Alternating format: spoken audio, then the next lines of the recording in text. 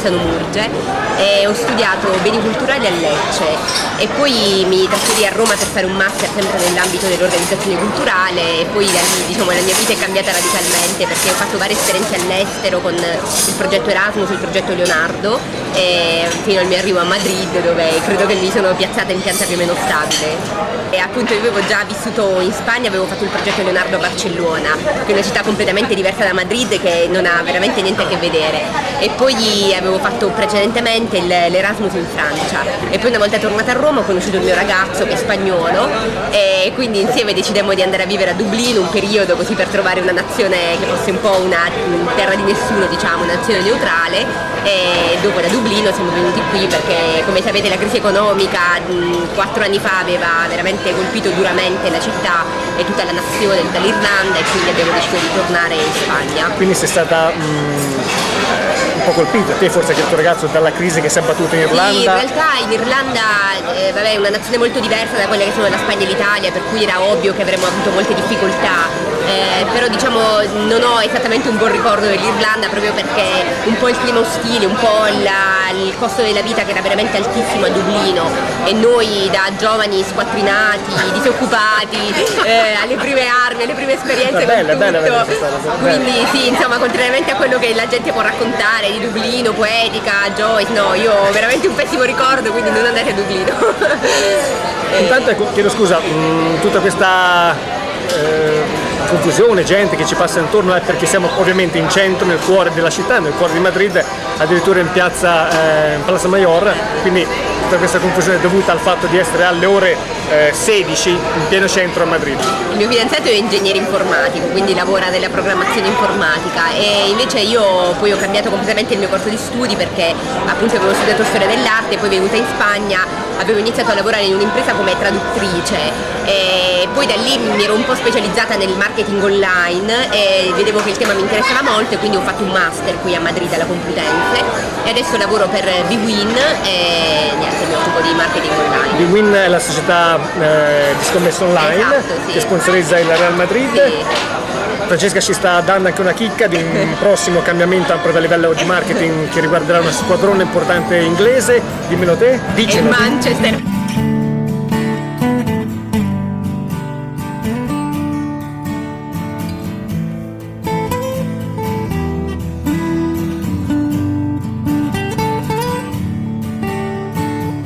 Io ti ringrazio per questa domanda, perché generalmente si pensa che Italia e Spagna sono uguali, e quindi il concetto è va bene, ma tanto le lingue sono uguali, oppure io capisco lo spagnolo anche se non lo parlo.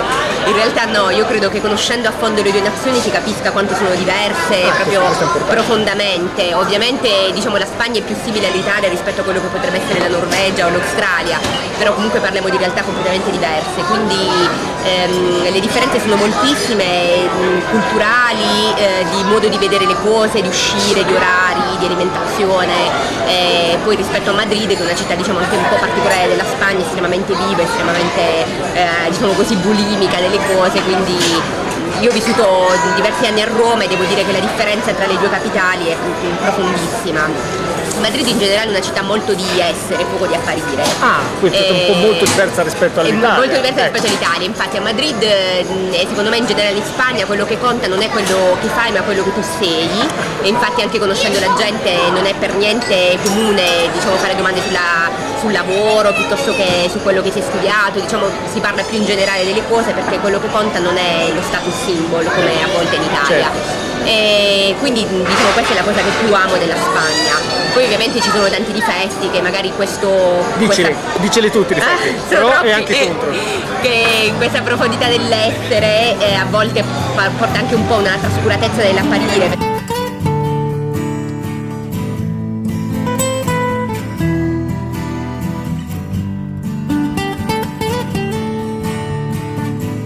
Madrid rimane sempre nel cuore degli italiani, un po' come città mitica per la movida degli anni 80, 70, anche se in realtà penso che comunemente l'italiano medio apprezzi di più Barcellona che Madrid.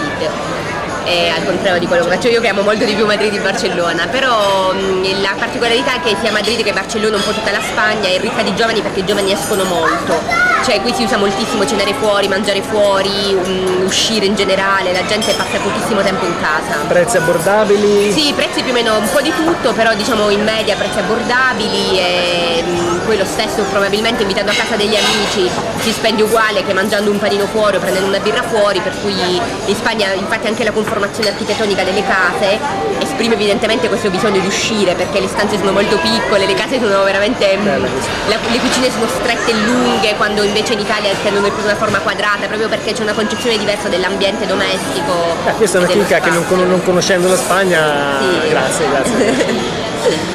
Io credo molto nell'insegnamento pubblico e penso che le università, le scuole debbano essere pubbliche, poi probabilmente ci saranno dei casi diciamo straordinari che bisognerebbe analizzare, però in generale in Spagna l'università pubblica funziona molto bene, era già partito il chip spagnolo, e anche la sanità pubblica funziona molto bene, insomma io sono una qualità di difensorice del pubblico, quindi... Anche hai avuto modo di sperimentare la sanità pubblica? Sì, perché ho avuto modo di sperimentare la sanità pubblica e quella privata, perché spesso qui nei lavori ti danno una convenzione con delle sanità private, diciamo dei medici privati, per cui puoi fare le due cose, perché pagando le tasse hai diritto alla sanità pubblica e poi però il lavoro ti garantisce anche quella privata, e devo dire che non c'è confronto, la sanità pubblica in Spagna funziona benissimo, io mi sono trovata sempre molto bene. Tempi di attesa? Brevissimi rispetto all'Italia, ridicoli, un giorno per una visita specialistica, 2 giorni, 3 giorni, insomma. Ridicoli. Certo, questa è la mia esperienza personale, certo, conosco anche altri italiani che invece hanno avuto un'esperienza molto dura con la sanità pubblica spagnola, un po' dipende dal caso, però in generale direi che funziona molto meglio che quella italiana. In Spagna in questo momento si fa molta fatica a trovare un lavoro, quindi diciamo il mio consiglio non sarebbe nemmeno quello di andare via, sicuramente non di venire in Spagna, perché insomma la situazione è quella che è, i giornali italiani magari la enfatizzano in peggio, però è una situazione molto dura quella che stiamo vivendo. Probabilmente diciamo quello che penso in linea generale è che volere potere, che anche nei momenti di crisi probabilmente si può trovare una cosa positiva, che è quella che diciamo di dar luce alle proprie idee, di cercare un percorso alternativo. Non siamo più negli anni 70 in cui c'erano i concorsi statali oppure ci si apriva un'azienda, un'impresa privata, cioè diciamo questi percorsi sono stati già tracciati dai nostri genitori e non funzionano più, quindi il nostro ruolo veramente difficile è quello di trovare strade alternative.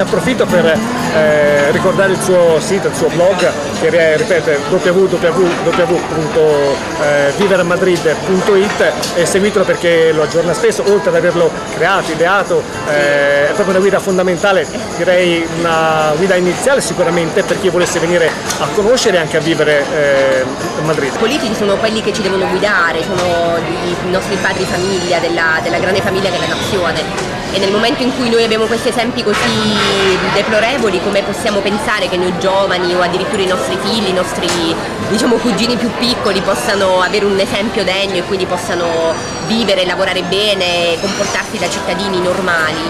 Questo non potrà mai avvenire se abbiamo una classe politica così corrotta, perché anche il cittadino poi nel suo piccolo non fa altro che copiare il politico corrotto e quindi cercare di rubare o di non pagare le tasse o di cercare dei piccoli sotterfugi alla vita, non è questo. Te sei in Spagna da 4 anni, mi dicevi, sì. L'hai già un po' detto prima, i giovani italiani li inviteresti a venire in Spagna? Ci sono possibilità ancora di lavoro o la crisi si fa sentire e sono solamente disponibili posizioni ad alto livello, diciamo, specializzate? Guarda Alberto, tantissima gente ogni giorno mi scrive tramite il blog dicendomi il mio sogno è vivere a Madrid, come devo fare per vivere a Madrid, vorrei venire a vivere a Madrid.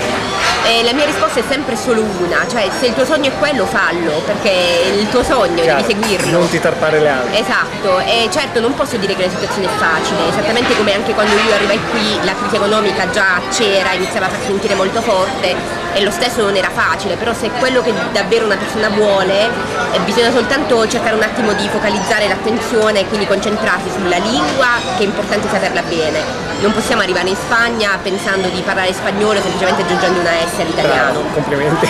Quindi questo è molto importante, se il tuo sogno è vivere a Madrid devi studiarti abbastanza bene lo spagnolo per cercare di specializzarti, cioè venire qui con un perché, diciamo, servono persone specializzate, che può essere il pizzaiolo, il gelataio, piuttosto che il direttore di una banca, però insomma avere qualcosa in mano, una particolarità. E penso che questo sia sufficiente probabilmente, e molta pazienza e un po' di soldi da parte per iniziare, per considerare 3, 4, 5 mesi cercando lavoro, e penso che con questo già si possa fare molto. L'Italia, la Puglia, ti manca? Ti mancano? Molto, molto, mi manca molto la Puglia, mi manca molto la mia famiglia, gli amici, molto. E io ho 30 anni e devo dire che io non ho mai vissuto il benessere in Italia, cioè da quando io sono nata l'Italia è sempre stata in crisi, è sempre stato difficile, cioè i miei genitori sono due impiegati statali per cui diciamo senza problemi, però non ho mai vissuto un momento di benessere. Il trentenne spagnolo ha vissuto un momento di grosso benessere 10 anni fa, più o meno 10, 12, 15 anni fa, e quindi lui sa cosa vuol dire il passaggio tra una nazione che ha soldi e una nazione che non ha soldi. Adesso, dopo aver avuto la povertà, il benessere, adesso un'altra volta la povertà, reagisce. Il trentenne italiano non ne ha idea e quindi non fa niente, perché ha sempre visto questa situazione così precaria. Penso che sia questa la cosa differenza. E poi è curioso, io mi chiedo spesso, ma perché nessun giornalista italiano propone questo movimento degli indignati spagnoli come un esempio da seguire, e tutti lo criticano, e tutti dicono Dio com'è pericolosa la Spagna, oddio le manifestazioni in Spagna, cosa succederà?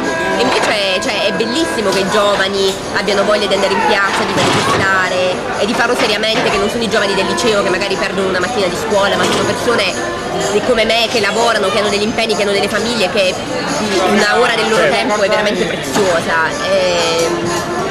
Io Francesca ti ringrazio veramente perché sei stata un libro aperto su Madrid. Parlami del tuo blog, raccontaci il tuo blog, ripeto, www.viveramadrid.it, spazio carta bianca all'ideatrice, ecco, lei che l'ha gestito e che lo sta gestendo. Niente, il mio blog è il mio migliore amico, proprio il mio figlio, non so che dire di lui. No, è nato un po' come un gioco, perché quando io arrivai a Madrid, appunto arrivai qui per il mio ragazzo e conoscevo soltanto lui, era il mio unico riferimento. E quindi ovviamente avevo bisogno degli amici, della famiglia, di tutte quelle cose che avevo in Italia che completavano la mia vita, che qui non avevo, perché una persona non può sostituire tutti gli affetti. E quindi pensai che probabilmente avendo un blog e potendo raccontare a un amico immaginario, che era il mio appunto ipotetico caro amico italiano che vuole venire a vivere a Madrid, ti scrivo queste cose della città, di quello che vedevo, delle esperienze della gente, le differenze, pensavo che questo mi avrebbe un po' aiutato a stimolarmi a conoscere la città, e infatti è stata probabilmente la migliore idea che abbia avuto nella mia vita, perché così è stato. Fa piacere. E quindi ho iniziato ad andare in giro un po', poi non so, volevo vedere una mostra, magari non avevo un'amica con cui andarci, però andavo per scrivere sul blog. E poi riportavi tutto sul blog? Riportavo tutto sul blog, che appunto è un blog che parla della cultura, della vita in Spagna, con il mio personalissimo punto di vista, però non parla della mia vita, che non è il tipico blog della fashion blogger che ti fa fotografare con i vestiti, no. E anzi mi vergogno anche un po', diciamo, non ho mai messo mie foto sul blog, non mi piace questo. E niente, adesso sono molto contenta perché mi ha dato moltissimo spunto per conoscere tantissima gente, o alcune delle mie migliori amiche di adesso le ho conosciute tramite il blog, quindi insomma, una stanza per studenti, non per studenti che vengono qui 3-4 mesi perché i prezzi aumentano, però diciamo uno studente che si ferma per magari un anno, 2 anni così, può costare tra i 300 e i 400 euro una stanza singola buona, in una casa con il salotto, con la cucina, con internet, cioè una casa con servizi da compartire con altre, da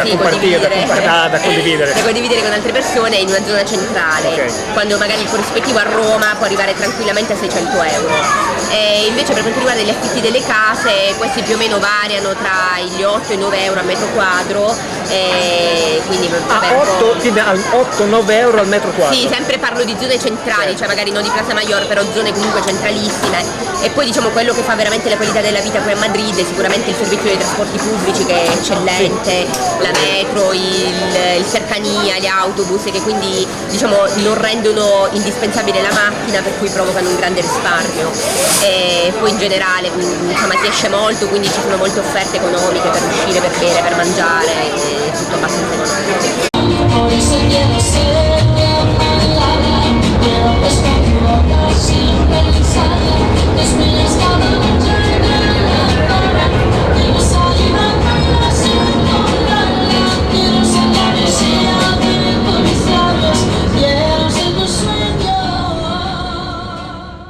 è una domanda un po' difficile perché diciamo da un lato l'Italia è sempre il mio paese nativo e sempre mi chiama soprattutto per la famiglia, e poi ci sono delle cose di quando arrivo in Italia che penso l'Italia, questo a Madrid non sarebbe possibile viverlo, vedere tipo un cappuccino buono, un caffè buono, un ristorante elegante, un bar pulito.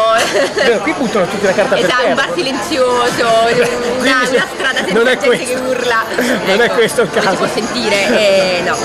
Però insomma in generale io non diciamo lascio questa porta aperta perché appunto nella vita mai dire mai, però al momento non ho mai pensato di tornare a vivere in Italia, sono molto contenta qui, sono molto contenta col mio lavoro, con gli amici, con i fidanzati. Nonostante la crisi che ha colpito in maniera forse più forte la Spagna dell'Italia, tra l'altro mi sembra che le 13esime addirittura non verranno pagate quest'anno, il Re si è decurtato un 7% del suo stipendio, nonostante questa crisi che avvolge in maniera più importante che l'Italia, la Spagna si è sempre convinta che la Spagna sia la tua casa perlomeno per il prossimo futuro. Beh, fin quando avrò un lavoro qui sì, poi non so se domani mi licenziano cambia un po' il panorama, però sì, mi sento molto, molto legata a questa città.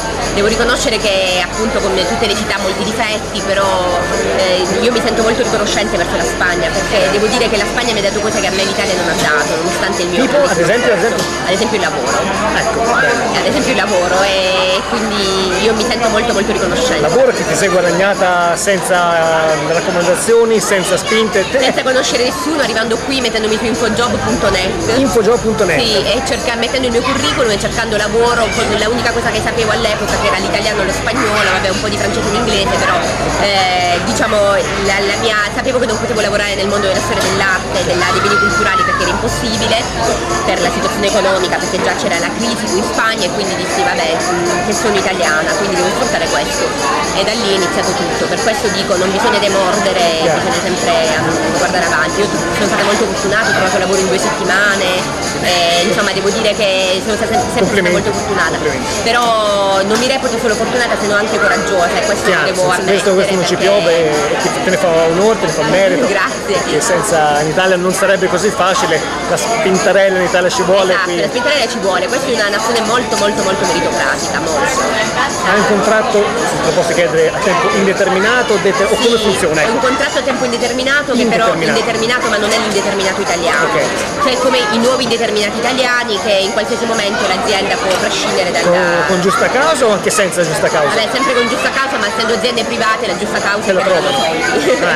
Quindi no, non è il contratto degli statali degli anni 70, però. No, io in generale inviterei, perché penso che vivere all'estero migliori moltissimo l'animo umano. Ti apre anche... Sì, apre molto la mente, soprattutto diciamo vivi dei momenti anche di grande solitudine, di difficoltà della lingua, un mal di gola può diventare una difficoltà enorme, un monte da scalare, quindi in generale secondo me la gente che ha vissuto all'estero ha un animo diverso, è più empatica e si nota, quindi io lo consiglio.